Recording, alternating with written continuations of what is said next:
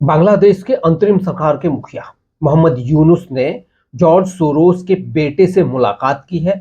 और George Soros वही है, आप सब जानते हैं, जिन पर आरोप लगे हैं भारत में दखल देने के, कई सारी सरकारों में दखल देने के। और अब जॉर्ज सोरोस का बेटा मोहम्मद यूनुस से मिल रहा है। लेकिन इन सब के बीच अमेरिका के राष्ट्रपति डोनाल्ड ट्रंप ने बांग्लादेश को दी जाने वाली अमेरिकी मदद तुरंत रोक दी है। वहीं पाकिस्तान को दी जाने वाली मदद भी तुरंत रोक दी है। मतलब बांग्लादेश और पाकिस्तान पर एक तरह से फाइनेंशियल सर्जिकल स्ट्राइक कर दी है अमेरिका के राष्ट्रपति डोनाल्ड ट्रंप ने।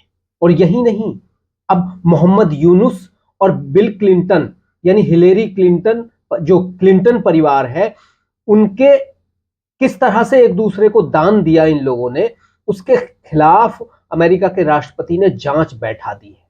तो अब मोहम्मद यूनुस की खैर नहीं है। मोहम्मद यूनुस ने जिस तरह से हिलेरी क्लिंटन के एक एनजीओ को चंदा दिया और हिलेरी क्लिंटन ने जिस तरह से मोहम्मद यूनुस को फंडिंग की, उस सब की जांच बैठा दी है अमेरिका में। अब खैर नहीं है ऐसे लोगों की जो भारत के खिलाफ भी साजिश रच रहे थे। तो मोहम्मद यूनुस के अब बुरे दिन शुरू हो गए। नमस्कार दोस्तों, मैं हूं राजेश राणा और आप देख रहे हैं नेक्स्ट टीवी। आज जो हम बात कर रहे हैं वो मोहम्मद यूनुस के बुरे दिनों की शुरुआत की ओर इशारा कर रहे हैं। डोनाल्ड ट्रंप ने अमेरिका के राष्ट्रपति पद की कमान संभालने के बाद एक बड़ा ऐलान किया था।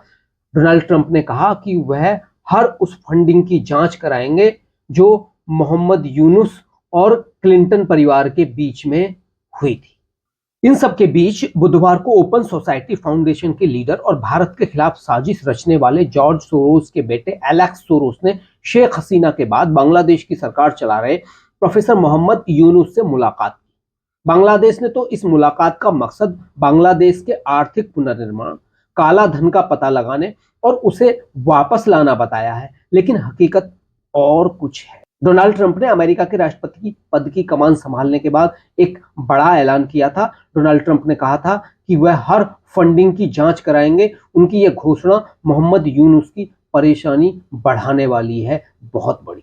दरअसल है क्या, अमेरिका की पूर्व विदेश मंत्री हिलेरी क्लिंटन पर आरोप लगाए गए थे कि हिलेरी क्लिंटन ने अपनी क्षमता का दुरुपयोग करते हुए $13 मिलियन से अधिक के अनुदान मोहम्मद यूनुस को दिए। ये राशि अमेरिकी अंतरराष्ट्रीय विकास एजेंसी यानी यूएसएआईडी द्वारा 18 अलग अलग लेन देन के माध्यम से यूनुस को आवंटित की थी। दस्तावेजों से यह भी संकेत मिला है कि हिलेरी क्लिंटन ने बांग्लादेश सरकार पर यूनुस के खिलाफ चल रही भ्रष्टाचार जांच को रोकने का दबाव भी डाला था। ऐसे में सवाल ये उठ रहे कि हिलेरी क्लिंटन मोहम्मद यूनुस को क्यों बचाना चाह रही थी। हिलेरी क्लिंटन ने मोहम्मद यूनुस को किस काम के लिए पैसे दिए थे। हिलेरी क्लिंटन क्या उस वक्त से ही शेख हसीना के खिलाफ साजिश रच रही थी या डेमोक्रेट साजिश रच रहे थे? ये बहुत बड़े सवाल हैं और इन सवालों के जवाब अब धीरे धीरे सामने आ रहे हैं। यूनुस क्लिंटन परिवार के करीबी मित्र रहे हैं। यूनुस ने क्लिंटन फाउंडेशन को महत्वपूर्ण दान भी दिया था। वह क्लिंटन के साथ संदिग्ध गतिविधियों में शामिल पाए गए थे। मोहम्मद यूनुस ने दुनिया के कई बैंकों में अपनी संपत्तियों में से $3 लाख का योगदान दिया था हिलेरी क्लिंटन ने। लेकिन यह घोषणा हिलेरी क्लिंटन फाउंडेशन की वेबसाइट से रहस्यमय तरीके से हटा दी गई थी। उस वक्त भी डोनाल्ड ट्रंप ने कहा था, जब मुलाकात हुई थी एक बार मोहम्मद यूनुस से, कि आप तो हिलेरी क्लिंटन फाउंडेशन को बड़ा दान देते हैं, हम देखेंगे इसको। पहले भी कहा था डोनाल्ड ट्रंप ने। अब ये सारी परतें, जैसे ही डोनाल्ड ट्रंप राष्ट्रपति बने अमेरिका के, ये सारी परतें धीरे धीरे खुल के सामने आ रही हैं क्लिंटन परिवार और यूनुस के कारनामों की। मोहम्मद यूनुस की बेटी मोनिका यूनुस अमेरिका में रहती। यूनुस की बेटी ट्रंप के नए प्रशासन द्वारा जांच के दायरे में आ गई है। यूनुस खुद ट्रंप के आलोचक रहे हैं। वह अब अपनी क्लिंटन परिवार से जुड़ी संबंधों के कारण कई जांच का सामना करने वाले हैं। मोहम्मद यूनुस पर आरोप है कि उनके क्लिंटन परिवार से घनिष्ठ संबंधों ने उनकी बेटी मोनिका को पूर्व राष्ट्रपति जो बाइडेन के प्रशासन में एक प्रमुख भूमिका दिलाने में मदद की थी। डोनाल्ड ट्रंप ने राष्ट्रपति पद संभालने के बाद बांग्लादेश की सरकार को दी जाने वाली सहायता रोक दी है। इसका एक कारण यह भी है कि ट्रंप निजी तौर पर जॉर्ज सोरोस और जो बाइडेन के प्रशासन से जुड़े लोगों को पसंद नहीं करता। उसमें मोहम्मद यूनुस की बेटी का नाम भी शामिल है, जो गलत तरीके से बाइडेन प्रशासन में शामिल हो गई थी।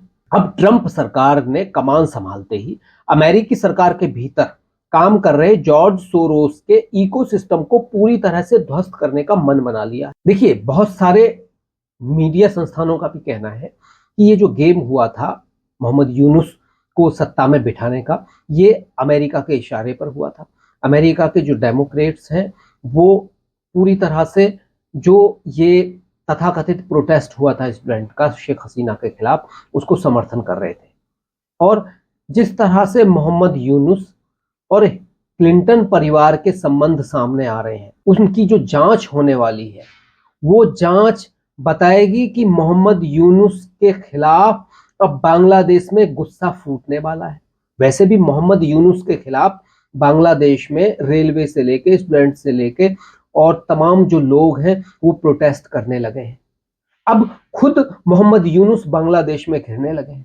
जो मोहम्मद यूनुस अपने आप को बड़ा बेदाग बांग्लादेश को आगे बढ़ाने वाला कहते थे, आज उनकी परतें दर बदर खुलने लगी हैं।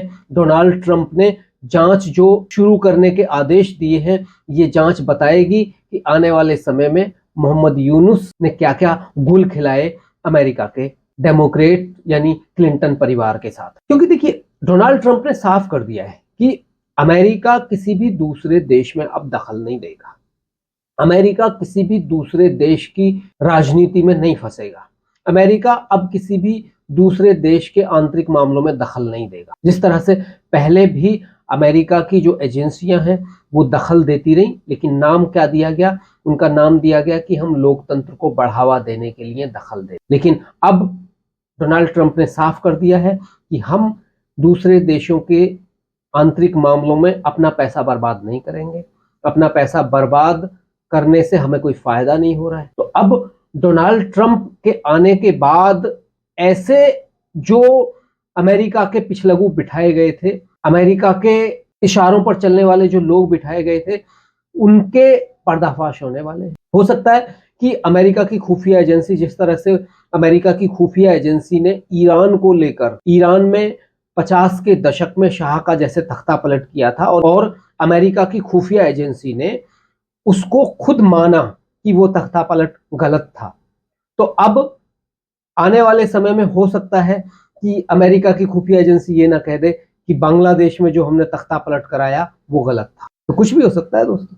अभी खेल ये चल रहा है, भारत भी इंतजार कर रहा है। एकदम से भारत ने बहुत ज्यादा बड़ी प्रतिक्रिया नहीं दी है।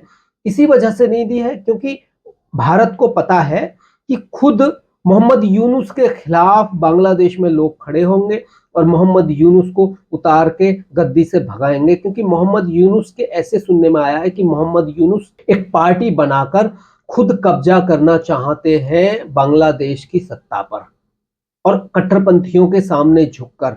तो बांग्लादेश में ये आने वाले समय में कुछ भी हो सकता है। अभी बांग्लादेश में चुनाव की बात नहीं चल रही है, हालांकि कहा गया है कि इस साल के अंत में या अगले साल कहीं चुनाव होंगे, तो अभी कुछ नहीं है।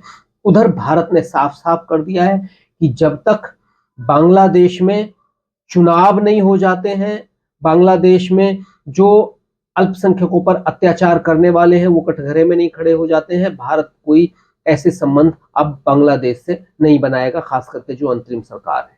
और भारत और बांग्लादेश के संबंध बहुत जल्दी अभी सुधरने वाले नहीं हैं जब तक नई सरकार चुनकर नहीं आ जाती है। क्योंकि देखिए, मोहम्मद यूनुस कोई चुना हुआ व्यक्ति नहीं है, ये तो बैठ गया है, सत्ता पे कब्जा कर लिया है इसने, तो अपने कुछ लोगों को साथ में मिला के, तो ये तो बैठ गया है सत्ता पे कब्जा करके। अब यहाँ ये भी चल रहा है, उधर बांग्लादेश की आर्मी में भी ऐसा चल रहा है कि बांग्लादेश की जो आर्मी है उसके जो बांग्लादेश की आर्मी के कमांडर हैं उनके खिलाफ भी साजिश हो रही है। तो वहां कट्टरपंथी हर तरह की भी साजिश रच रहे हैं और मोहम्मद यूनुस कट्टरपंथियों को आगे करके उनके साथ गेम खेल रहा है, और ये कब तक खेलेगा ये देखने वाली बात हो। दोस्तों, आपको क्या लगता है? आप भी बताइए। आज के लिए इतना ही। नमस्कार, जय हिंद।